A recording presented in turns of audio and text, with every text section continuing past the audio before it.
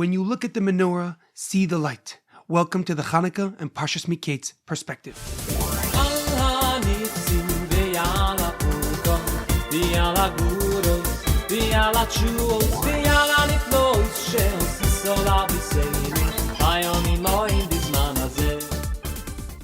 The Chanukah Perspective is in honor of the Refuah Shlema, the complete and speedy recovery of HaRav Amitai ben Shoshanna, Shaul ben Berta, and Lior Gabay Ben Michal. The Chanukah Perspective is in loving memory of Leah Mintche Yosef, Edward Ben Efraim, Shlomo Ben Edward, and Yirachmiel Daniel Ben Gedalia. May their souls be uplifted and may the memories be a blessing. The fascinating story of Yosef and his brothers is always read during the holiday of Chanukah, and there's an important reason why. Our Parsha begins with Pharaoh having two bizarre dreams that nobody but Yosef could explain.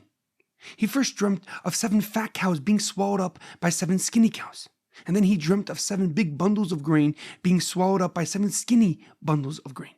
And in both these dreams, neither the cows nor the bundles of grain due to devouring the others. When Pharaoh heard that Yosef could explain dreams, he commanded that he be taken out of prison and brought before him. Pharaoh then tells Yosef about his 2 vivid dreams and asks for his interpretation. Yosef explains the dreams, and he says they mean that there will be 7 years of plenty followed by 7 years of hunger and starvation. Each dream, Yosef tells Pharaoh, hints at the magnitude of the plenty but also of the famine. He advises Pharaoh to store food and grain during the years of plenty and abundance to sustain them and to sustain the world actually during the years of famine. Pharaoh obviously agrees with Yosef, and Pharaoh realizes that he is a man of God, and he will be the only person to implement his plan of action successfully. And so therefore he appoints Yosef as the viceroy of Egypt, second in command to only Pharaoh himself. And he gave him the responsibility of storing the food and the grain during the years of plenty and abundance and distributing it when the years of famine come along. However, a question comes to mind. At that time, Egypt was known to have the greatest sorcerers, the greatest magicians that can interpret dreams and tell the future. Yet they all failed to decipher and explain to Pharaoh what his dream meant successfully. What was so tricky and complicated about the dreams that confused some of the greatest magicians and sorcerers? Rashi, Rav Shlomo Yitzchaki, the leading Torah commentary, gives a simple answer. He writes that Pharaoh saw both the dreams along with their explanations, the dreams along with their interpretations. And hence, when the sorcerers came with their interpretations and explanations, Pharaoh knew they weren't correct as he had just seen them the night before, but he just forgot it. So when the magicians saw that Pharaoh was rejecting every explanation, they began to worry about Pharaoh's reaction to their ignorance, and as a result, they stopped evaluating the dreams. They stopped exploring many different interpretations and therefore failed to explain to Pharaoh what his dream meant. However, the Lubavitcher Rebbe, Rav Menachem Schneerson, gives a deeper and more profound explanation. He writes that the confusion, the perplexity of the dreams was one specific detail. At one point during Pharaoh's dreams, the abundance and the famine were present at the same time, which is an inherent contradiction. During the first dream, the fat cows and the skinny cows were together right before the fat cows were swallowed. In the second dream, the large bundles of grain and the lean bundles of grain were together right before the lean bundles devoured the big bundles.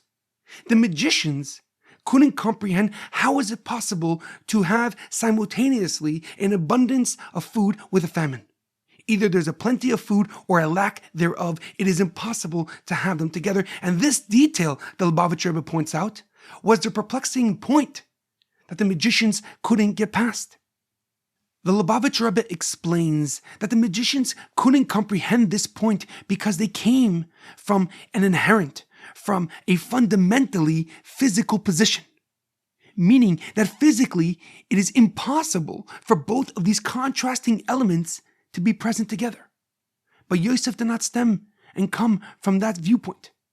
His position came from a spiritual realm, a sphere that allows for differences, contradictions, and opposing ideas to be correct simultaneously. The most obvious and simple example of this is our existence. For the entirety of our history, rulers and kings attempted and sought out our extermination. Whether through physical annihilation or religious abandonment, There's always been someone seeking our termination. But as our existence demonstrates, they have yet to be successful or effective. Yes, our history is filled with tragedy and pain, yet we still walk with our heads held up high. Yes, we are less than 1 percentage point of the entire population of the world, yet we are the leaders of each industry we enter.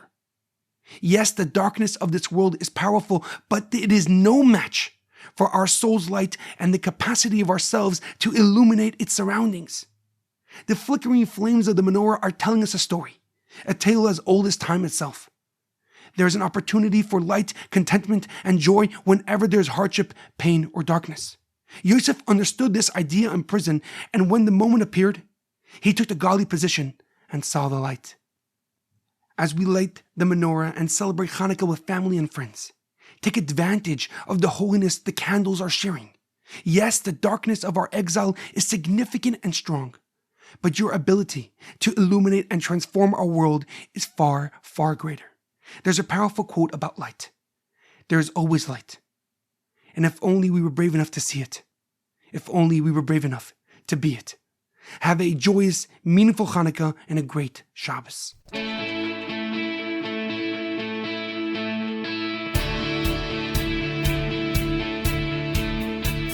Thank you for tuning in to the Parsha Perspective. Check out our website, theparshaperspective.com. Send thoughts and comments to theparshaperspective@gmail.com. Till next time, thanks for listening.